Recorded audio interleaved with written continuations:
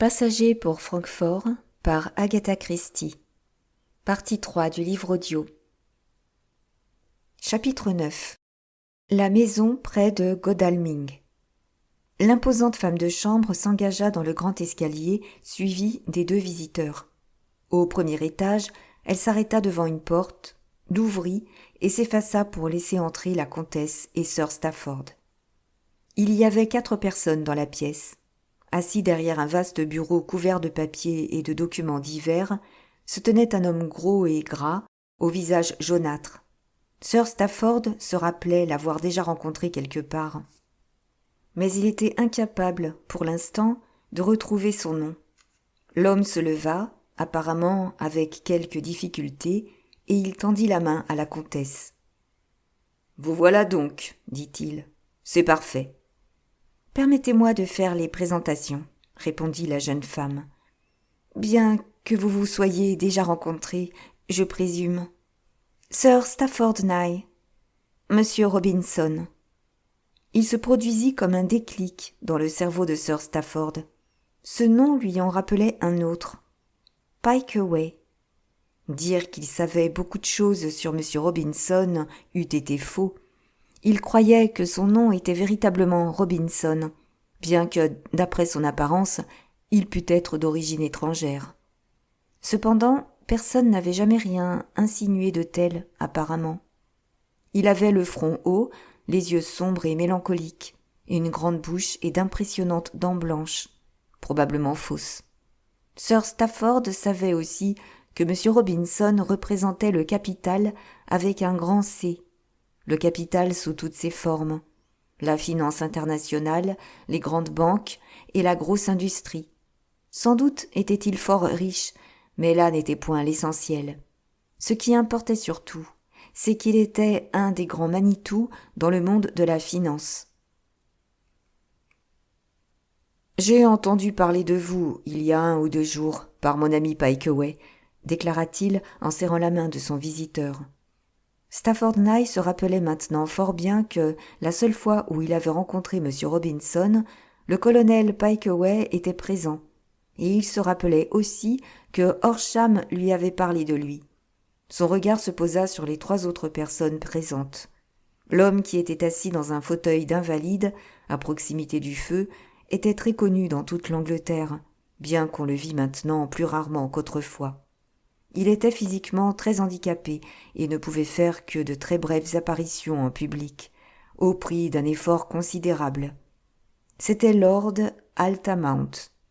Il avait un visage maigre et émacié, un grand nez proéminent, des oreilles décollées, des cheveux gris qui dégageaient largement son front, mais retombaient sur sa nuque, semblable à une épaisse crinière. Il regarda Sir Stafford de ses yeux perçants et lui tendit la main. « Excusez-moi de ne pas me lever, » dit-il d'une voix faible et lointaine de vieillard. « Mon dos ne me le permet pas. »« Vous rentrez de Malaisie, je crois. »« C'est exact. »« Ce voyage a-t-il été intéressant et fructueux ? Je suppose que vous pensez le contraire, et vous avez probablement raison. En tout cas, je suis heureux que vous ayez pu venir ici ce soir. Grâce à Marianne, j'imagine. » C'était donc de ce nom qu'il appelait la jeune femme, lui aussi, et c'était ce même nom qu'avait employé Horsham. Elle faisait donc partie de leur organisation. Il ne pouvait y avoir le moindre doute. Sir Stafford n'ignorait pas que Lord Altamount soutenait l'Angleterre de toutes ses forces et qu'il la soutiendrait jusqu'à son dernier souffle. Il la connaissait à fond, ainsi que tous les hommes politiques, y compris ceux avec qui il n'avait jamais eu de contact direct. « Je vous présente notre collègue, Sir James Click, » dit-il. Stafford Nye ne connaissait pas Click. Il n'avait même jamais entendu parler de lui. C'était un homme à l'air agité et nerveux, au regard perçant et soupçonneux à la fois, qui faisait penser à un chien de chasse attendant un ordre de son maître pour s'élancer. Mais qui était son maître ? Altamount ou Robinson ? Le 4e des hommes présents, assis à proximité de la porte, venait de se lever. « C'est donc vous ? » dit Stafford Nye d'un air surpris. Comment allez-vous, Horsham ? Très heureux de vous voir ici, Sir Stafford. On avait placé un fauteuil pour la comtesse non loin du feu. Sir Stafford remarqua qu'elle avait avancé sa main gauche et que Lord Altamount l'avait saisie entre les siennes. « Vous prenez trop de risques, mon enfant, dit-il. Vous prenez trop de risques. »« C'est vous qui m'avez appris cela, répondit-elle en levant les yeux vers lui. Et c'est maintenant ma seule façon de concevoir la vie. Lord Altamount tourna la tête vers Sir Stafford. Mais ce n'est pas moi qui vous ai appris à choisir votre collaborateur. Vous avez fait preuve d'un génie propre. Puis, s'adressant à Stafford Nye. Je connais votre grand-tante. Lady Amelia ? Elle-même. Je ne la vois plus très souvent. 1 ou 2 fois par an, peut-être. Mais je suis toujours frappé par sa vitalité, bien qu'elle ne soit plus de première jeunesse. « Puis-je offrir quelque chose à boire ?» demanda Sir James Click. « Que prendrez-vous ?»« Un gin tonic, si c'est possible. » La comtesse refusa d'un petit signe de tête l'offre qu'on lui faisait. James Click apporta le verre de Nye et le posa sur la table. M. Robinson leva les yeux vers Sir Stafford, mais ce dernier n'avait pas l'intention de parler le premier. « Des questions ?» demanda enfin M. Robinson, dont le regard perdit un peu de sa mélancolie. « Beaucoup trop, » répondit Sir Stafford. « Ne vaudrait-il pas mieux d'abord mettre les choses au point et réserver les questions pour un peu plus tard ? Cela pourrait, me semble-t-il, simplifier les choses. Comme il vous plaira. Commençons donc par un simple exposé des faits. On a pu ou non vous demander de venir jusqu'ici. Dans le second cas, il se peut que cela vous ait blessé. » « Il aime toujours mieux qu'on prenne d'abord son avis, » intervint la comtesse. « Il me l'a déclaré tout net. »« Bien entendu, » répondit M. Robinson. « J'ai été purement et simplement enlevé, » reprit Sir Stafford sur un ton désinvolte. « Oh, je sais bien que c'est très à la mode. Cela fait partie des méthodes modernes. » Ce qui va sûrement nous valoir une question de votre part. Elle tient en un seul mot. Pourquoi ? Nous formons ici un comité privé, une commission d'enquête, en quelque sorte. Et cette enquête a une portée mondiale. Très intéressant. Plus encore que vous ne l'imaginez, dit Lord Altamount. C'est d'une actualité angoissante. Bien que je ne prenne plus une part active aux affaires de notre pays, on me fait encore l'honneur de me consulter.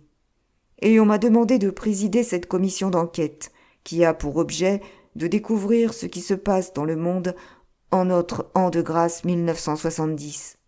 Car il se passe quelque chose. James, ici présent, a aussi sa tâche. Il est, en quelque sorte, mon bras droit et notre porte-parole. Jamie, expliquez donc à Sir Stafford les grandes lignes de notre action, voulez-vous ? S'il se passe quelque chose en ce monde, commença Click, il faut en rechercher les causes. Les signes extérieurs sont faciles à déceler, mais ils sont souvent trompeurs et sans grande importance. Il en a, d'ailleurs, toujours été ainsi. Prenons quelques exemples. Une chute d'eau fournit l'énergie indispensable au fonctionnement d'une turbine. On tire l'uranium du pêchurane et en temps utile, on obtient la puissance nucléaire jusqu'alors inconnue. Lorsqu'on a découvert le charbon et les minerais, on nous a donné les transports, la puissance, l'énergie. Il y a toujours des forces qui nous fournissent certaines choses, mais derrière chacune d'elles, il y a quelqu'un pour la contrôler. Il nous faut découvrir qui contrôle les puissances qui prennent un ascendant de plus en plus grand dans presque tous les pays d'Europe et jusque dans certaines parties de l'Asie. Elles ont, semble-t-il, un peu moins de poids en Afrique, mais elles en ont énormément dans les 2 Amériques.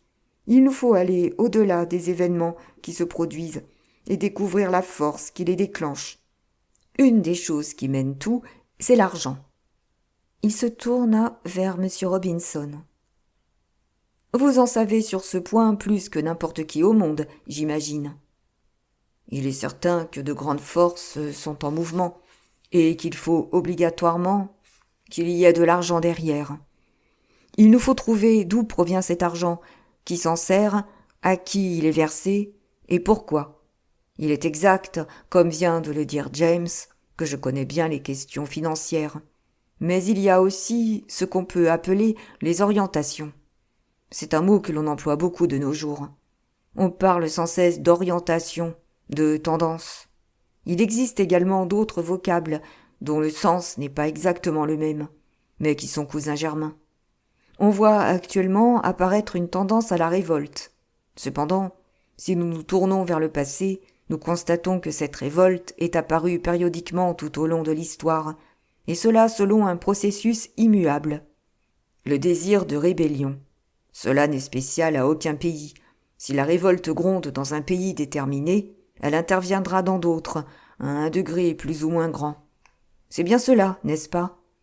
Il s'était tourné vers Lord Altamont pour prononcer la dernière phrase. Oui, votre exposé est parfait, James. Je le répète, c'est un processus immuable et que vous reconnaissez aussitôt. À une certaine époque de l'histoire, on a connu, dans tous les pays d'Europe, un engouement irrésistible pour les croisades. Tout le monde semblait vouloir s'embarquer pour aller délivrer la Terre Sainte. Tout paraissait parfaitement clair. Cela semblait être un exemple parfait de conduite volontaire. Mais, en réalité, pourquoi ces gens-là partaient-ils ? Voyez-vous, c'est là l'intérêt de l'histoire. Il faut découvrir les raisons profondes de ces désirs et de ces actes. Toutes sortes de choses peuvent être des causes de révolte.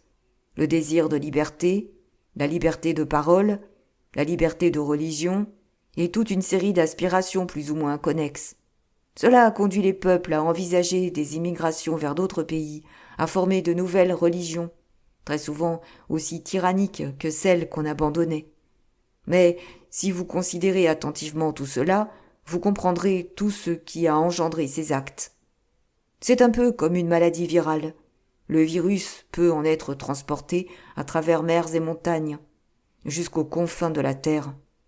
Il paraît se déplacer sans que personne l'ait délibérément propagé, mais on ne peut être absolument certain que ce soit vrai dans tous les cas. Il peut y avoir, là aussi, des actes délibérés. Une personne, 2 personnes, quelques centaines de personnes ont pu déclencher le mouvement. Ce n'est donc pas le résultat final qu'il faut considérer, mais la première personne qui est à l'origine de tout. Outre le fanatisme religieux et le désir de liberté, il y a bien d'autres sujets de mécontentement. Cependant, il faut voir plus loin que cela. Derrière les conséquences matérielles, il y a les idées, les visions et les rêves. Le prophète Joël le savait bien lorsqu'il écrivait « Les vieillards feront des rêves et les jeunes auront des visions ». De ces 2 catégories, quelle est la plus puissante et la plus dangereuse ? Les rêves ne sont nullement destructeurs. Les visions, par contre, peuvent ouvrir des mondes nouveaux tout en détruisant les mondes déjà existants. James Click se tourna vers Lord Altamont. « Je me demande, dit-il, s'il vaut la peine de signaler le fait. Mais vous m'aviez raconté autrefois l'histoire d'une jeune femme de l'ambassade de Berlin. Ah oui, cela m'avait paru fort intéressant, à l'époque. Et on peut effectivement considérer que c'est en rapport avec le problème qui nous occupe en ce moment. Voici de quoi il s'agit. Sir Stafford. Une jeune femme, employée à l'ambassade américaine de Berlin, intelligente et d'excellente éducation, désirait, depuis longtemps, aller entendre parler le Führer. Cela se passait immédiatement après la guerre de 1939. La personne en question était impatiente de savoir pourquoi tout le monde subissait l'emprise de son éloquence. Et, un beau jour, elle alla entendre Hitler en personne. « C'est extraordinaire, me déclara-t-elle à son retour. Je ne l'aurais jamais cru. Je ne connais pas parfaitement l'allemand, et pourtant j'ai été, moi aussi, littéralement transportée. Et j'ai compris pourquoi les gens le sont. Le Führer exposait des idées merveilleuses qui vous enflammaient, et vous aviez l'impression, en l'écoutant, qu'il n'existait pas d'autre façon de penser que la sienne, et qu'un monde nouveau surgirait si on le suivait.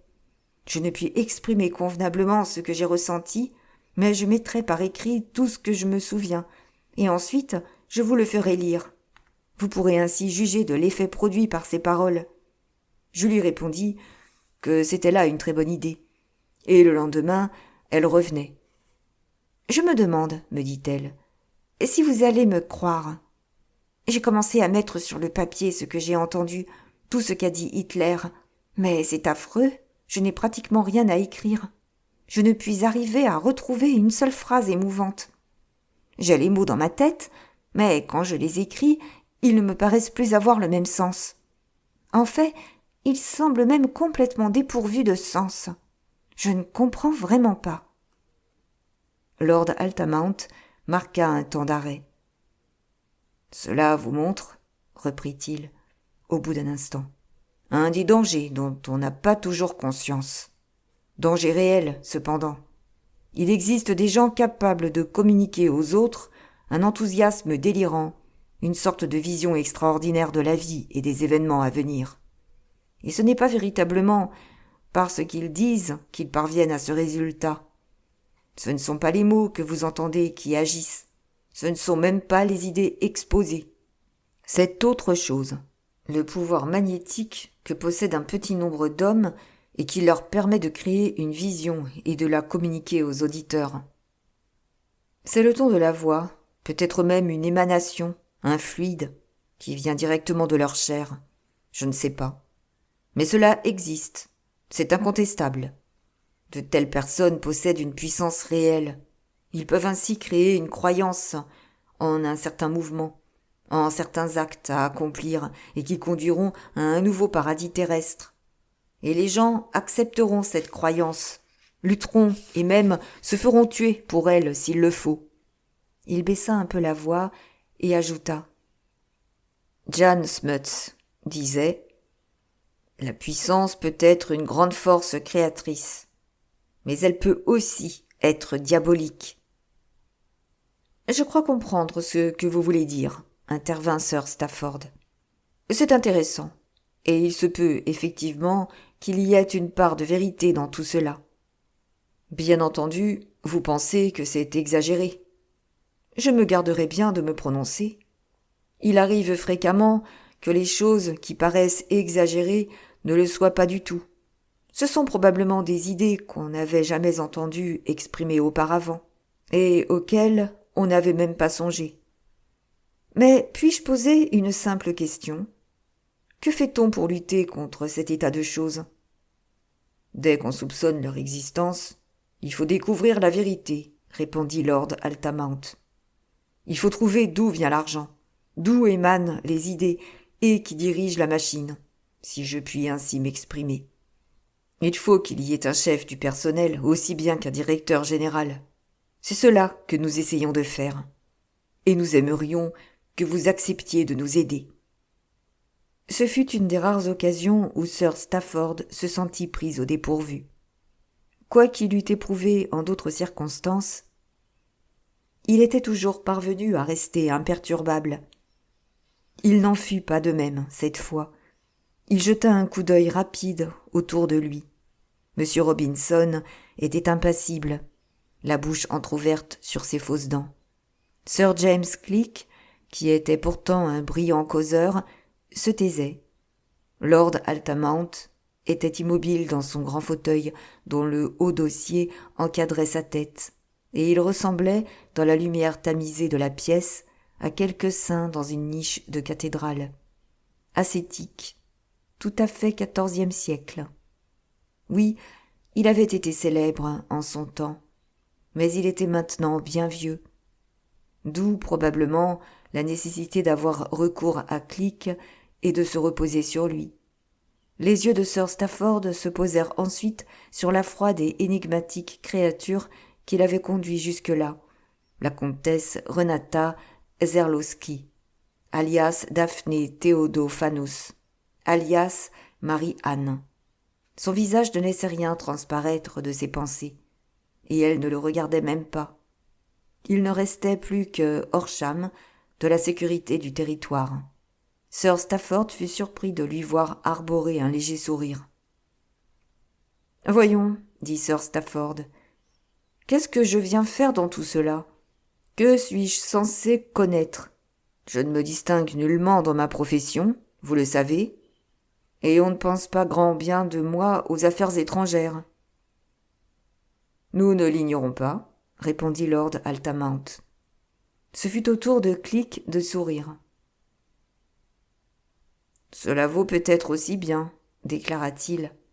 Puis, apercevant Lord Altamount qui fronçait un peu les sourcils en le regardant, il s'empressa d'ajouter « Excusez-moi. » Il n'est pas question de savoir ce que vous avez fait dans le passé, ni de s'occuper de l'opinion que les gens peuvent avoir de vous. Nous ne sommes pas, en ce moment, assez nombreux au sein de cette commission, et si nous vous demandons de vous joindre à nous, c'est parce que nous pensons que vous possédez certaines qualités qui peuvent s'avérer utiles. Stafford Nye se tourna vers Horsham. « Qu'en pensez-vous » lui demanda-t-il. « Je ne puis croire que vous soyez d'accord. »« Et pourquoi donc ?»« Où sont donc mes qualités, pour reprendre le terme qui vient d'être employé ? Bien franchement, je ne parviens pas moi-même à les voir. Vous n'avez pas le culte des héros. Vous ne considérez pas les autres avec la valeur qu'on leur octroie ou qu'ils s'octroient à eux-mêmes. Vous savez les juger et percer à jour les mystifications. Voilà pourquoi nous faisons appel à vous. Ce n'est pas un garçon sérieux. » Cette phrase traversa aussitôt l'esprit de Sir Stafford, et il se dit que c'était là une bien curieuse raison de le choisir pour l'accomplissement d'une tâche délicate. « Je me dois de vous prévenir, dit-il, que j'ai un défaut que l'on a fréquemment mis en lumière et qui m'a coûté plusieurs missions importantes.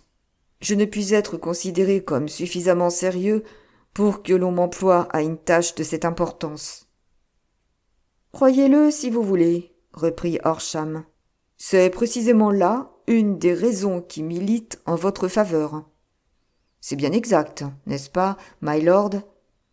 Lord Altamount approuva d'un signe.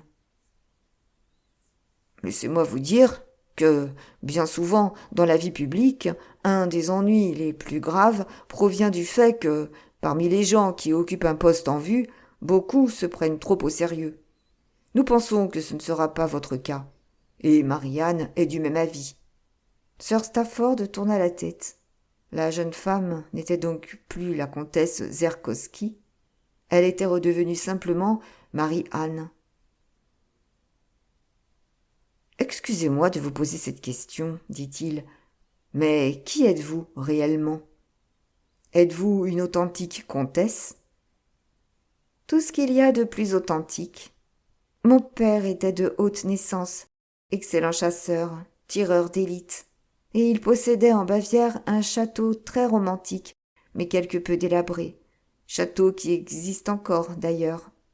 Je suis donc apparentée à cette caste du monde européen qui est restée horriblement snob en ce qui concerne la naissance. » « Que vient faire Daphné Théodophanous dans tout cela ? » ?»« C'est un nom très utile sur un passeport. Ma mère était grecque. »« Et Marianne ?» Un léger sourire apparut sur les lèvres de la jeune femme, et elle regarda Lord Altamount, puis Monsieur Robinson. « C'est peut-être, répondit-elle, parce que je suis une sorte de bonne à tout faire, qui va d'un endroit à l'autre, observe, transporte des objets divers, balaie sous le paillasson, fait n'importe quoi pour démêler la situation. » Elle se tourna encore vers Lord Altamount. « Ai-je raison, oncle Ned ?»« Entièrement, mon enfant. Vous êtes Marianne, et vous le resterez toujours en ce qui vous concerne. » « Transportiez-vous un objet quelconque le jour où je vous ai rencontré à Francfort ?» reprit Sir Stafford. « Oui, et on ne l'ignorait pas. Si vous n'étiez pas venu à mon aide, si vous n'aviez pas bu cette bière qui aurait pu être empoisonnée, après m'avoir prêté votre manteau, je ne serais pas ici en ce moment. » « Que transportiez-vous ? Mais peut-être n'ai-je pas le droit de poser cette question. Y a-t-il des choses que je ne saurais jamais ? » « Des quantités, oui, et des quantités d'autres sur lesquelles vous n'aurez pas le droit de poser des questions. Cependant, je crois que je vais répondre à celle-ci, du moins si on m'y autorise. » À nouveau, ses yeux se portèrent sur Lord Altamount. « Je fais entièrement confiance à votre jugement, » répondit le vieillard. « J'apportais un acte de naissance, » annonça la jeune femme. « Je ne vous en dis pas plus, et il sera inutile de me demander d'autres précisions à ce sujet. » Les yeux de Sir Stafford firent le tour de l'assemblée. « Fort bien, dit-il. J'accepte de me joindre à vous. Je suis flatté que vous ayez sollicité mon concours. Que faisons-nous maintenant ? » « Dès demain, répondit Marie-Anne. Nous partons tous les deux pour le continent. Vous savez peut-être qu'un festival musical a lieu en Bavière. C'est une chose relativement nouvelle, puisqu'il a été créé il y a seulement 2 ans. Il porte un nom allemand interminable qui signifie la Compagnie des jeunes chanteurs. L'association est patronnée par les gouvernements de plusieurs pays. Elle est en opposition avec les festivals et les productions de Bayreuth, car la musique qu'on y exécute est principalement moderne. On donne ainsi aux jeunes compositeurs l'occasion de faire connaître leurs œuvres. Naturellement, certains pensent beaucoup de bien de cette organisation, tandis que d'autres la répudient et la traitent avec mépris. J'ai en effet lu quelque chose à ce sujet. Devons-nous assister à un de ces concerts ? Nous avons déjà des places retenues pour 2 d'entre eux. Ce festival a-t-il donc une signification particulière pour notre enquête ? Non, mais cela nous permet de nous rendre dans cette région avec un but avoué. Sir Stafford jeta un coup d'œil à ses compagnons. « Dois-je prendre des instructions ? Obtenir un ordre de mission ?»« Pas dans le sens où vous l'entendez, » répondit Lord Altamount. « Vous partez en voyage d'exploration, sans rien savoir d'autre que ce que vous savez en ce moment, c'est plus sûr. L'Allemagne et l'Autriche sont-elles donc le centre des activités qui nous intéressent ? Il s'y trouve, en tout cas, un des centres d'intérêt. Mais pas le seul. En vérité, même pas le principal. Il y a, dans le monde, d'autres points chauds, si je puis ainsi m'exprimer. Et notre travail consiste précisément à découvrir l'importance de chacun d'eux. Et je ne dois rien savoir de ces autres centres d'intérêt. Il est inutile que vous en sachiez trop. Nous avons des raisons de supposer que le plus important d'entre eux a son quartier général en Amérique du Sud. 2 autres se trouvent aux États-Unis, l'un en Californie, l'autre à Baltimore. Il y en a aussi un en Suède et un autre en Italie. Au cours de ces 10 derniers mois, les choses ont pris une certaine extension, puisque le Portugal et l'Espagne possèdent aussi des centres, mais de moindre importance. Et il ne faut pas oublier de mentionner Paris, bien entendu. En dehors de ces centres, d'autres sont en formation, mais n'ont pas encore atteint leur plein développement. Voulez-vous parler de la Malaisie et du Vietnam ? Non, cela appartient plutôt au passé. Et il n'y avait là qu'un prétexte pour soulever l'indignation et déclencher la violence dans les milieux d'étudiants. Ce que l'on cherche à provoquer, il faut bien vous pénétrer de cette idée, c'est la révolte des jeunes contre les différents gouvernements, contre l'autorité des parents, contre les religions au sein desquelles ils ont été élevés. On veut établir le culte sans cesse croissant de la violence. La violence, non point comme un moyen de gagner de l'argent, mais pour l'amour de la violence elle-même. C'est là-dessus que l'on veut mettre l'accent. C'est cela qui a, pour les gens intéressés, la plus haute signification. Et la drogue ? Le culte de la drogue a été créé et stimulé de propos délibérés. Des sommes considérables ont été ramassées de cette façon, mais nous ne pensons pas que ce soit là le seul et unique but. Non, intervint M. Robinson. Il y a des gens qui sont appréhendés et traduits devant les tribunaux. Les trafiquants sont poursuivis, mais il y a, derrière tout cela, autre chose qu'une simple affaire de drogue. La drogue n'est qu'un moyen de se produire de l'argent. qui sera ensuite utilisé à d'autres fins. Mais qui... Sir Stafford laissa en suspens la question qu'il allait poser. Qui, quoi, pourquoi et où? Tels sont les 4 aspects de ces affaires et les questions que l'on peut se poser. Eh bien, c'est ce qu'il vous faut découvrir en collaboration avec Marie-Anne. C'est là votre mission, et elle n'est pas des plus faciles. Rappelez-vous surtout qu'une des choses les plus difficiles qu'il y ait au monde, c'est de garder un secret. Stafford Nye considéra avec intérêt le visage adipeux et jaunâtre de son interlocuteur. Peut-être la raison de la puissance de cet homme dérivait-elle précisément du fait qu'il savait garder les secrets qu'il détenait. « Si vous êtes au courant d'une chose, » poursuivit M. Robinson avec un sourire de ses grandes dents, « la tentation est grande de faire étalage de vos connaissances. Ce n'est pas que vous vouliez délibérément fournir des renseignements, ce n'est pas que vous ayez été payé pour le faire, c'est simplement que vous souhaitez montrer votre importance. Ce n'est pas plus compliqué que cela. En fait, tout est simple en ce monde. Très simple. C'est ce que les gens ne comprennent pas. » La comtesse se leva, aussitôt imitée par Sir Stafford. « J'espère que vous dormirez bien, » dit M. Robinson avec un sourire. « J'en suis certain, » répondit Sir Stafford avant de quitter la pièce en compagnie de Renata. Livre 2. Voyage vers Siegfried. Chapitre 10. La châtelaine. Ils sortirent du théâtre du festival pour respirer l'air frais de la nuit. Renata portait une splendide robe de velours noir et Sir Stafford était, lui aussi, en tenue de soirée. « Le public est très distingué, » murmura le diplomate anglais. « Tous ces gens paraissent avoir beaucoup d'argent, et cependant il y a parmi eux une grande quantité de jeunes. On ne croirait pas qu'ils puissent se permettre de telles folies. »« Oh, ces choses-là peuvent s'arranger aisément. Et c'est ce qu'on fait incontestablement.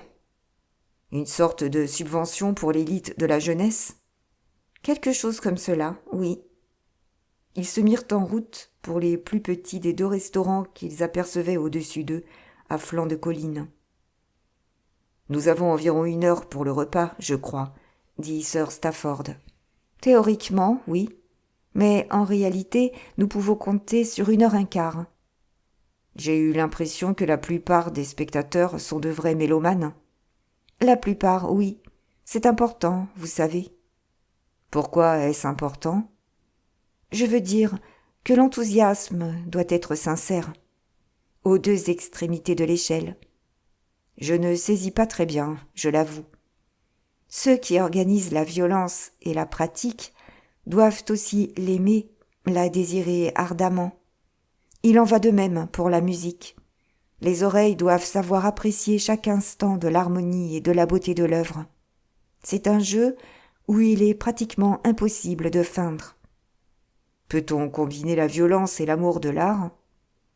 Ce n'est peut-être pas toujours facile, mais je suis persuadée que bien des gens peuvent y parvenir. Mais il est plus sûr, en vérité, de ne pas jouer les 2 rôles. Oui, mieux vaut la simplicité, comme dirait notre ami Robinson. Que les amateurs de musique aiment la musique, et que les adeptes de la violence aiment la violence. C'est cela que vous voulez dire ? Oui. J'ai beaucoup apprécié les 2 journées que nous venons de passer ici, ainsi que les 2 concerts auxquels nous avons assisté. Pourtant, je n'ai pas goûté toute la musique que nous avons entendue, car mon éducation en la matière n'est peut-être pas assez moderne. Par contre, les vêtements m'ont plu. Vous voulez parler des costumes de scène ? Non, je veux parler des vêtements des spectateurs.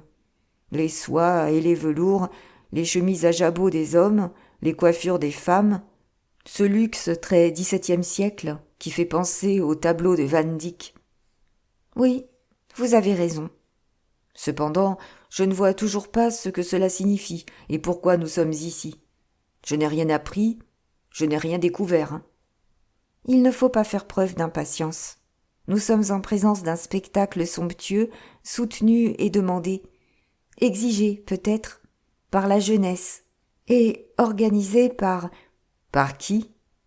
Nous l'ignorons encore, mais nous le saurons. J'admire votre assurance. Ils entrèrent au restaurant. La chair était savoureuse, quoique sans recherche excessive. À plusieurs reprises, on leur adressa la parole. 2 personnes reconnurent Sir Stafford et exprimèrent leur surprise et leur plaisir de le retrouver là. Renata avait, elle, un cercle de connaissances plus étendu, notamment parmi les étrangers. La plupart étaient allemands ou autrichiens, mais il y avait aussi 2 Américains qui vinrent la saluer. On n'échangea d'ailleurs que des banalités sur la musique ou sur les personnes rencontrées. Personne, en effet, n'avait de temps à gaspiller, puisque l'entracte prévu pour le repas ne devait guère dépasser 1 heure. La jeune comtesse et son chevalier servant regagnèrent leur place dès après le dîner, afin d'entendre les 2 derniers morceaux du programme. Un poème symphonique d'un jeune compositeur du nom de Solukhonov et intitulé « Désintégration de la joie » et pour terminer, l'ouverture des maîtres chanteurs. Lorsqu'ils ressortirent, la voiture mise à leur disposition les attendait pour les ramener à l'unique hôtel du village. Au moment où Sir Stafford souhaitait bonne nuit à Renata, devant la porte de sa chambre, elle se pencha vers lui pour lui murmurer « 4 heures du matin. Soyez prêts. » Il était en effet 4 heures moins 3 minutes, le lendemain matin, lorsque Sir Stafford perçut un léger grattement à sa porte. « La voiture nous attend », annonça la jeune femme dès qu'il eut ouvert. À midi, ils déjeunèrent dans une petite auberge de campagne. Le temps était splendide, ainsi que le paysage. Pourtant, Sir Stafford ne pouvait encore s'empêcher de se demander ce qu'il faisait là. Il comprenait de moins en moins sa compagne, qui ne prononçait que de rares paroles. Où le conduisait-elle? Et dans quel but? Enfin, comme le soleil commençait déjà à descendre à l'horizon, il se hasarda à l'interroger. « Où allons-nous? Puis-je vous le demander ?»« Bien sûr. »« Je puis le demander, mais vous ne me répondez pas. C'est cela, n'est-ce pas ?»« Je pourrais répondre, vous faire part de certaines choses. Mais que signifierait-elle pour vous? Je crois, au contraire, que si vous me suivez sans que je vous ai préparé par des explications, votre impression première n'en sera que plus valable. » Il la regarda pensivement, assise auprès de lui dans son manteau de tweed bordé de fourrure. « Marianne, » murmura-t-il.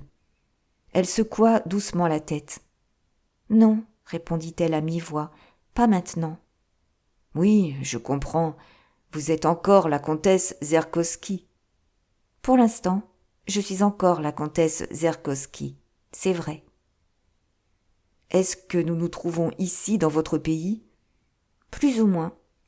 Lorsque j'étais petite fille, nous venions chaque année, à l'automne, passer un certain temps dans un château situé à quelques milles seulement d'ici. »« C'est aussi le pays d'Hitler, n'est-ce pas ? Nous ne devons pas être loin de Berchtesgaden. » Berchtesgaden se trouve en effet un peu au nord-est. « Vos parents, vos amis avaient-ils accepté Hitler ? Croyaient-ils en lui ? Mais peut-être ne devrais-je pas poser des questions de cet ordre ? » Ils le détestaient, ainsi que tout ce qu'il représentait. Mais ils criaient « Heil Hitler !» comme tout le monde. Ils acceptaient l'état de fait. Que pouvaient-ils faire d'autre ? Qui, à cette époque, aurait pu agir autrement ? Nous nous dirigeons vers les Dolomites, me semble-t-il. Qu'importe l'endroit où nous sommes et celui où nous allons. Ne faisons-nous pas un voyage d'exploration ? Certes, mais ce n'est pas la géographie qui nous intéresse. Nous allons rendre visite à une personnalité. Stafford leva les yeux vers les hauteurs qui se dressaient fièrement vers le ciel. Vous me donnez presque l'impression que nous allons rencontrer le fameux homme des montagnes. Vous voulez parler du maître des assassins qui tenait ses disciples sous l'empire des drogues afin qu'ils puissent tuer pour lui, sachant qu'eux-mêmes seraient tués à leur tour, mais croyant fermement qu'ils seraient aussitôt admis au paradis des musulmans, où ils trouveraient de belles femmes, du haschisch, des rêves érotiques et un bonheur sans fin. Elle s'interrompit pour reprendre au bout d'un instant. Je suppose qu'au cours des siècles, il y a toujours eu, de par le monde, des tribuns qui soulevaient l'enthousiasme des foules, des hommes capables de faire croire en leur génie et de faire mourir les autres pour eux, et pas seulement les assassins, des chrétiens aussi. Des chrétiens ? Lord Altamount, par exemple. Pourquoi citez-vous Lord Altamount ? L'autre soir, il m'est soudain apparu comme sculpté dans la pierre au milieu d'une cathédrale gothique. Il se peut, effectivement, que l'un de nous vienne à mourir. Peut-être plusieurs. Elle laissa sa phrase en suspens. Je pense parfois à autre chose, à un passage du Nouveau Testament. Je crois que cela se trouve dans l'Évangile, selon saint Luc. Le Christ, durant la dernière scène, dit à ses disciples : « Cependant, voici que la main de celui qui me livre est avec moi à cette table. » L'un des disciples du Christ était habité du démon, et selon toute probabilité, l'un d'entre nous l'est aussi. Croyez-vous que ce soit possible ? Presque certain. Et c'est quelqu'un que nous connaissons et en qui nous avons confiance. Quelqu'un qui s'endort la nuit en rêvant non point de martyrs, mais de 30 deniers, et qui s'éveille avec la sensation de les avoir dans sa main. Un homme poussé par l'amour de l'argent, ou peut-être par l'ambition. La jeune femme se tut un moment pour continuer sur un ton pensif. J'avais autrefois, dans les services diplomatiques, une amie qui avait dit un jour à une Allemande combien elle avait été émue par une représentation de la Passion. Et l'Allemande lui avait répondu d'un ton méprisant : « Vous ne comprenez pas.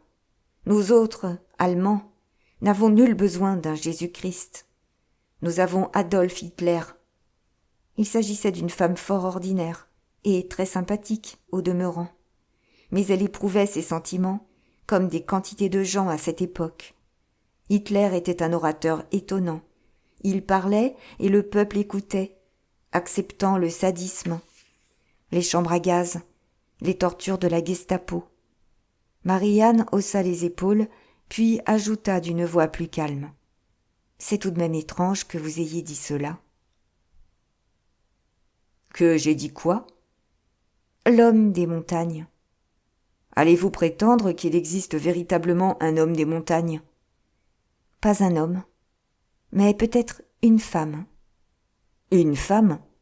Comment est-elle ? » ?»« Vous la verrez ce soir. » »« Où devons-nous donc aller ce soir ? » ?»« Dans le monde. » »« Il me semble qu'il y a longtemps que vous avez cessé d'être Marie-Anne. »« Il vous faudra attendre que nous reprenions l'avion. » « J'ai l'impression qu'il est très mauvais pour le moral de vivre dans les hauteurs, » répondit Stafford d'un air pensif.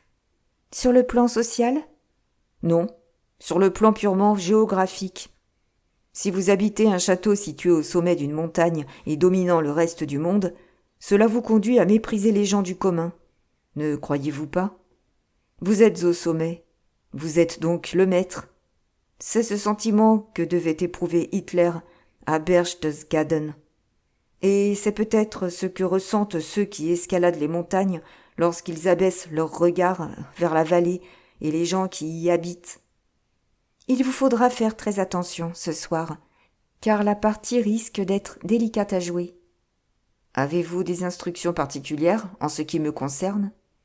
Vous êtes simplement un mécontent, un homme dressé contre l'ordre établi et les conventions, un révolté, mais un révolté discret. Pensez-vous pouvoir jouer ce rôle ? J'essaierai. Le paysage devenait de plus en plus désolé et aride. La grosse voiture gravissait les routes tortueuses, traversant de temps à autre de petits villages de montagne. Où allons-nous, Marianne ? Dans un nid d'aigle. Après un dernier virage en épingle, la route s'enfonça dans la forêt. Par instants, on apercevait des daims et d'autres animaux sauvages. On entrevoyait aussi des hommes en veste de cuir, armés de fusils. Des gardiens, se dit Sir Stafford. Et soudain, on arriva en vue d'un énorme château qui se dressait, imposant, au haut de la montagne. Une partie était en ruine, mais une autre, très importante, avait été restaurée. La construction était à la fois massive et magnifique. On avait l'impression de se trouver devant les vestiges d'une puissance passée, une puissance appartenant à des siècles révolus. C'était là, autrefois, le grand-duché de Liechtenstolz, expliqua Renata. Et le château a été construit en 1790 par le grand-duc Ludwig. Qui l'habite maintenant? Le grand-duc actuel? Non, les grands-ducs ont disparu depuis longtemps. Alors qui? Une personne qui possède la puissance moderne. L'argent?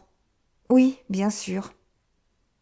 Y rencontrerons-nous Monsieur Robinson, arrivé par la voie des airs pour nous accueillir? C'est bien la dernière personne au monde que vous risquiez de rencontrer ici. Je vous le certifie. Dommage. Il me plaît assez. Il est très important, n'est-ce pas? Mais qu'est-il véritablement? De quelle nationalité? Je ne crois pas que personne l'ait jamais su d'une façon formelle, car chacun semble avoir une opinion différente sur la question. Certains le disent turc, d'autres arménien, d'autres encore hollandais, et beaucoup affirment qu'il est tout simplement anglais. J'ai aussi entendu suggérer que sa mère aurait pu être une esclave circassienne, une grande duchesse russe, une begum hindoue. Vous voyez que vous avez le choix. Mais en réalité, personne n'en sait rien. On m'a également assuré un jour que sa mère était une certaine Miss Maclellan, originaire d'Écosse. Et je crois que cette affirmation est aussi vraisemblable que n'importe quelle autre. La voiture venait de s'arrêter devant un portique monumental. Le chauffeur se précipita pour ouvrir la portière. 2 domestiques en livrée descendirent les marches du perron et saluèrent les arrivants avec ostentation, avant de se charger des bagages, lesquels étaient nombreux. Stafford Nye s'était demandé, à son départ d'Angleterre, pourquoi on lui avait conseillé d'en emporter une telle quantité, mais il commençait à en comprendre la nécessité dans certaines circonstances. Le gong du dîner ramena Renata et son compagnon dans le hall du rez-de-chaussée. La jeune femme était vêtue d'une longue robe de velours rouge sombre, elle portait un collier de rubis et une tiare de rubis également. Un domestique ouvrit une porte et annonça « Comtesse Zerkowski et Sir Stafford Nye ». Stafford s'immobilisa un instant sur le seuil, le souffle coupé, car il ne s'attendait à rien de tel. La salle dans laquelle il pénétrait en compagnie de Renata, immense et de style rococo, comprenait une profusion de fauteuils et de sofas, et les murs étaient couverts de riches tentures de velours et de brocart. Tout autour étaient accrochés des tableaux de valeur inestimable, parmi lesquels il reconnut immédiatement un Cézanne, un Matisse et un Renoir. Assise dans un immense fauteuil qui ressemblait quelque peu à un trône, se tenait une femme énorme. Une vraie baleine, songea Sir Stafford, qui ne trouva pas de terme plus approprié. Elle avait un gros visage bouffi et adipeux, aussi blême qu'un fromage frais et agrémenté de 3 ou 4 mentons, tremblotants. Elle était vêtue d'une robe de satin orange et coiffée d'une tiare compliquée ornée de pierres précieuses. Ses mains, qui reposaient sur les bras de son fauteuil, étaient également énormes et grasses, avec des doigts boudinés et quasi informes, dont chacun portait une bague ornée d'une grosse pierre. Sir Stafford distingua un rubis, un saphir, un diamant, une pierre d'un vert pâle qu'il ne connaissait pas et qui pouvait être une chrysoprase, ainsi qu'une autre de couleur paille qui devait être une topaze ou un diamant jaune. Dans ce visage informe brillaient 2 petits yeux noirs qui faisaient penser à 2 raisins enchâssés dans un énorme beignet. et ses yeux dévisageaient le nouveau venu que Renata venait d'amener, le jugeant, le jaugeant, l'examinant sous toutes ses coutures. Sir Stafford se demandait encore pour quelle raison il avait été conduit jusque-là. « Il faut, se disait-il, que je sache ce que veut cette femme. Il faut que je m'y emploie de mon mieux, sinon... » Sinon, il imaginait presque l'énorme et imposante châtelaine levant sa main chargée de bagues et ordonnant d'une voix impitoyable en s'adressant à ses robustes valets. « Qu'on l'emmène et qu'on le précipite par-dessus les créneaux. » Mais c'était ridicule. De telles choses ne se produisaient plus de nos jours. Et Sir Stafford se demandait une fois de plus dans quelle pièce, dans quelle mascarade il était en train de jouer. « Vous êtes extrêmement ponctuel, mon enfant. » La voix était rauque et asthmatique. Et cependant, elle avait dû autrefois avoir de la force et peut-être même une certaine beauté. Renata s'avança, esquissa une révérence, prit la main de la vieille femme et la baisa avec déférence. « Permettez-moi de vous présenter Sir Stafford Nye, » dit la jeune femme. « La comtesse Charlotte von Waldhausen. » Sir Stafford vit se tendre vers lui la grosse main adipeuse sur laquelle il se pencha, lui aussi, tandis que la vieille comtesse faisait une remarque qui ne laissa pas de le surprendre. « Je connais votre grand-tante. » Il prit un air stupéfait, ce qui parut amuser son interlocutrice qui fit entendre un rire étrange et discordant. « Ou plutôt, je la connaissais autrefois, mais il y a bien des années que je ne l'ai vue. Nous étions jeunes filles en ce temps-là, et nous habitions Lausanne. Elle est plus âgée que moi, d'ailleurs. Est-elle en bonne santé ? » ?»« En excellente santé, compte tenu de son âge, mais elle est affligée d'arthrite et de rhumatisme. Ce sont les misères de la vieillesse. Elle devrait se faire des piqûres de procaïne. C'est le traitement que pratiquent les médecins d'ici, et cela donne des résultats surprenants. C'est elle que vous êtes venu me rendre visite ? Je suppose qu'elle n'en a pas la moindre idée. Elle sait seulement que nous devions nous rendre à ce festival de musique moderne. Ces concerts vous ont-ils plu ? Énormément. Et la salle est splendide, n'est-ce pas ? C'est une des plus belles qui soit. Savez-vous combien en a coûté la construction ? La comtesse Charlotte mentionna une somme énorme, se chiffrant par plusieurs millions de marks, et elle parut satisfaite de voir la stupéfaction se peindre sur le visage de son visiteur. « Il n'y a rien que l'argent ne puisse faire, hein, » reprit-elle, à condition de savoir en user avec habileté et discrimination. « On peut tout avoir avec de l'argent. » Elle avait prononcé ces dernières paroles avec une joie intense et un petit mouvement des lèvres que Sir Stafford trouva déplaisant et même un peu sinistre. « Je m'en aperçois ici, » dit-il en jetant autour de lui un regard admiratif. « Je constate avec plaisir que vous êtes amateur d'art. Là, sur ce mur, se trouve le plus beau Cézanne qu'il y ait au monde. Certains prétendent que celui du Metropolitan Opera de New York est plus beau, mais c'est inexact. Le meilleur Cézanne, le meilleur Matisse, les meilleurs tableaux de cette grande école sont ici, dans ce repaire de montagne. C'est merveilleux, absolument merveilleux. » On servit des rafraîchissements, mais la vieille comtesse ne but rien. Sans doute devait-elle surveiller sa tension. « Et où donc avez-vous rencontré cet enfant ? » demanda-t-elle. Était-ce un piège ? Sir Stafford n'en savait rien. Il fallait pourtant prendre une décision. « À l'ambassade américaine de Londres, » répondit-il. « Ah oui, c'est en effet ce que j'avais entendu dire. Et comment va Millie Jean, notre belle héritière du Texas ? Comment l'avez-vous trouvée ? » ?»« Très séduisante. Elle a beaucoup de succès à Londres. »« Et cet ennuyeux Sam Cortman ? » « Je pense que c'est un homme extrêmement valable. » Le dragon des montagnes fit entendre une sorte de gloussement. « Ah ah, vous n'êtes pas dépourvu de tact, n'est-ce pas ? Bah, il fait ce qu'on lui dit de faire, comme tous les politiciens. Et puis, il n'est pas désagréable d'être ambassadeur à Londres.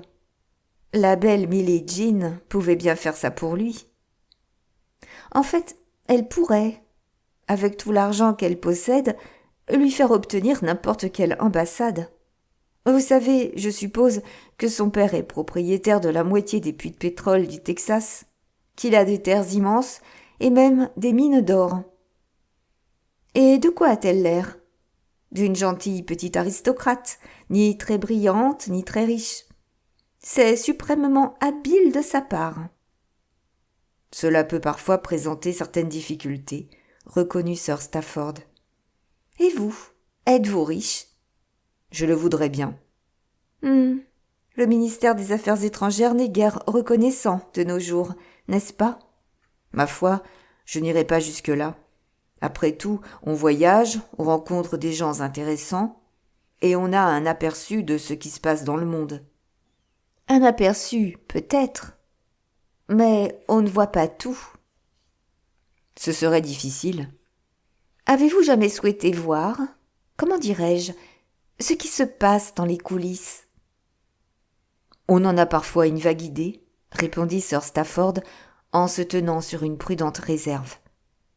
J'ai entendu murmurer que vous aviez parfois une vue assez peu conformiste des choses. Il y a certes des moments où je me sens un peu le mauvais sujet de la famille, reconnut Sir Stafford en riant. La comtesse Charlotte se mit à rire, elle aussi.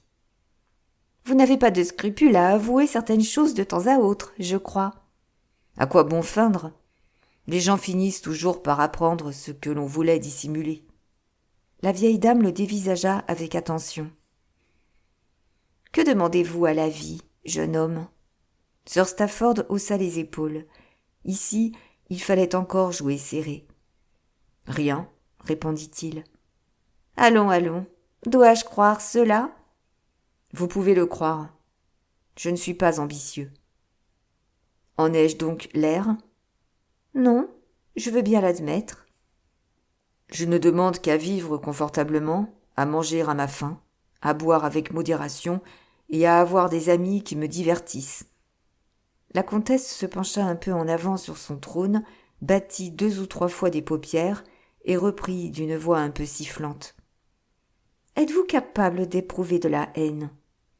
Je considère que c'est là une perte de temps. » Effectivement. On ne voit pas trace de ce sentiment sur votre visage. Cependant, je vous crois prêt à emprunter un certain chemin qui vous mènera à un endroit déterminé. Un chemin que vous suivrez en souriant d'un air insouciant. Et si vous trouvez les conseillers adéquats, les auxiliaires valables, vous pourriez atteindre tout ce que vous voulez, à condition d'être capable de vouloir. Qui n'est pas capable de vouloir ? Dit Sir Stafford en hochant doucement la tête. À ce moment-là, les valets de pied apparurent sur le seuil de la porte. « Madame la comtesse est servie » annonça l'un d'eux. Les grandes portes du fond s'ouvrirent alors, découvrant une somptueuse salle à manger brillamment illuminée par 3 immenses lustres. 2 femmes d'âge moyen, vêtues de robes du soir, sur lesquelles étaient épinglées des broches en diamants, s'approchèrent de la comtesse. Après s'être inclinées respectueusement, elles glissèrent chacune un bras sous son épaule et l'aidèrent à se lever. « Allons dîner, » dit la comtesse Charlotte. Elle se dirigea lentement vers la salle à manger, soutenue par les 2 femmes. Debout, elle était encore plus imposante et plus monstrueuse. Elle ressemblait encore plus à une énorme masse de gelée tremblotante. Mais elle avait une extraordinaire personnalité, et elle s'en rendait compte. Renata suivit, escortée de Stafford. On se serait cru dans une salle de banquet plutôt que dans une salle à manger. Il y avait là une garde du corps, composée de jeunes hommes, grands et blonds, et vêtus d'uniforme. À l'apparition de la comtesse Charlotte, ils tirèrent l'épée pour former une sorte de voûte au-dessus de sa tête. La vieille dame se redressa et se dirigea d'une démarche solennelle vers une grande chaise de bois sculptée, incrustée d'or et recouverte de brocart, qui se trouvait à l'extérieur de la longue table. Les jeunes gens qui composaient l'escorte de la comtesse étaient tous très beaux et robustes, et aucun ne paraissait âgé de plus de 30 ans. Ils avaient l'air graves, et pas l'ombre d'un sourire n'effleurait leur visage. Il semblait à Sir Stafford qu'il surgissait d'un passé révolu antérieur à la guerre de 1939, ou bien qu'il sortait directement d'une superproduction du cinéma américain. Et, régnant sur tout cela, à l'extrémité de la table, imposante dans son fauteuil à allure de trône, se trouvait non point une reine, non point une impératrice, mais une vieille femme monumentale et d'une laideur presque repoussante.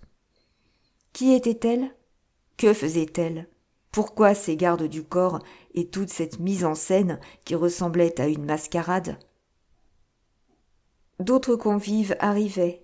Tous allèrent s'incliner devant la châtelaine avant de prendre leur place à table, mais on ne procéda à aucune présentation. Stafford Nye, qui avait l'habitude de jauger rapidement les personnes qu'il rencontrait, essaya de classer celle-là dans son esprit. Il y avait là plusieurs hommes de loi, il en était certain, quelques financiers et 2 ou 3 officiers en civil. Ils faisaient partie, à n'en pas douter, de la maison de la comtesse Charlotte. Mais ils étaient aussi, dans le vieux sens féodal de l'expression, ceux qui étaient assis au bas bout de la table. Le menu comprenait une hure de sanglier en gelée, de la venaison, un sorbet au citron et un millefeuille monumental et somptueux. La vieille comtesse mangeait avec appétit, et même avec gourmandise. Bientôt, on perçut le ronflement du moteur d'une puissante voiture de sport qui passait sous les fenêtres. Et soudain, à l'intérieur de la vaste salle à manger, jaillit un grand cri. « Heil, Heil, Heil, France !»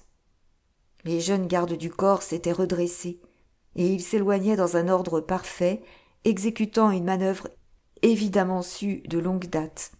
Seule, la comtesse Charlotte resta immobile, tandis que les autres invités disparaissaient, semblables à des lézards apeurés s'enfonçant dans les fissures d'une muraille.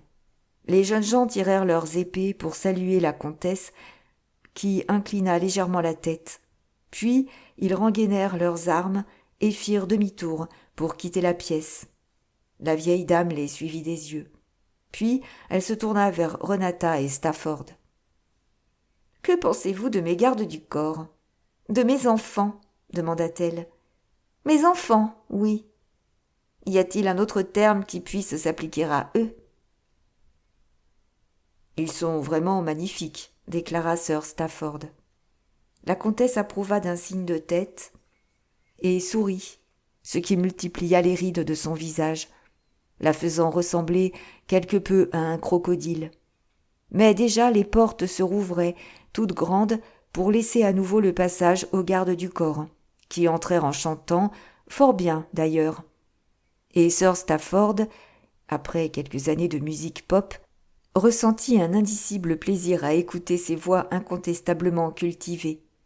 Ces hommes étaient peut-être les héros d'un monde nouveau, mais ce qu'ils chantaient, en tout cas, n'était nullement nouveau. C'était un arrangement sur des thèmes wagnériens. Et là-haut, dans la galerie qui courait autour de la pièce, était disposé un orchestre qui les accompagnait. Ils formèrent à nouveau la haie de chaque côté de la porte. Mais cette fois, ce n'était pas en l'honneur de la vieille châtelaine, toujours impassible, sur son trône, attendant attentivement l'arrivée de quelqu'un. L'orchestre attaqua les premières mesures du leitmotiv de Siegfried. Et il entra, passant, très digne, entre les 2 rangées de gardes. Grand et blond, avec des yeux bleus, magnifique de proportion, c'était le plus beau jeune homme que Sir Stafford eût jamais vu. Il avait l'air de sortir d'un monde de légendes et de héros, tant il avait en lui de beauté et de force, d'assurance et même d'arrogance. Parvenu devant la vieille comtesse, il s'arrêta, mit un genou en terre et lui baisa la main. Puis, se relevant, il tendit le bras à la manière nazie et cria « Heil !» Il regarda ensuite autour de lui, parut reconnaître Renata, mais ce fut Sir Stafford qui retint son attention. « Prudence !» se dit le diplomate anglais. Il lui fallait maintenant jouer le rôle qu'on lui avait assigné. Mais, au fond, quel était exactement ce rôle ? « Nous avons donc des invités ce soir, » dit le héros blond. Et, souriant avec l'arrogance d'un jeune homme qui se sait incommensurablement supérieur aux autres, il ajouta « Je vous souhaite la bienvenue à tous les deux. » Quelque part, dans les profondeurs du château, une cloche se mit à sonner. On eût dit le tintement un peu lugubre d'une cloche de monastère annonçant l'office du soir. « Il vous faut maintenant aller vous reposer, » décréta la vieille comtesse en s'adressant à ses hôtes. « Nous nous retrouverons demain matin à 11h. On va vous reconduire à vos appartements et j'espère que vous dormirez bien. » C'était un congé royal. Renata leva le bras et se retourna vers le jeune homme aux cheveux blonds. « Heil, Franz Joseph » dit-elle. Il leva le bras à son tour pour répondre « Heil ». La vieille dame reprit la parole.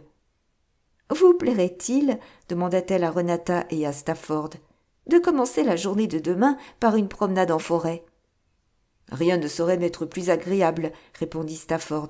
« Et vous, mon enfant ?»« J'en serais également ravie. »« C'est parfait. Je donnerai des ordres en conséquence. Bonne nuit, donc. Je suis heureuse de vous avoir parmi nous. Franz Joseph, donnez-moi votre bras. Nous allons passer dans le boudoir chinois, car nous avons bien des choses à débattre, et il faudra que vous partiez de bonne heure demain matin. » Les domestiques accompagnèrent Renata et Stafford jusqu'à leurs appartements. Quand ils se furent retirés, Stafford hésita un instant sur le seuil de la chambre de sa compagne. Ne serait-il pas souhaitable d'avoir un entretien avec elle ? Mais il renonça aussitôt à ce projet. Tant qu'ils étaient entourés par les murs du château, mieux valait faire preuve de prudence, car il n'était pas impossible que des microphones fussent dissimulés dans les cloisons. Pourtant, il lui faudrait bien, tôt ou tard, poser quelques questions à la jeune femme, car certains détails éveillaient dans son esprit une appréhension nouvelle et de sinistres présages. Les chambres à coucher étaient luxueuses, et cependant, il s'en dégageait une atmosphère oppressante. Il se demanda combien de fois Renata avait déjà séjourné dans cet antique château.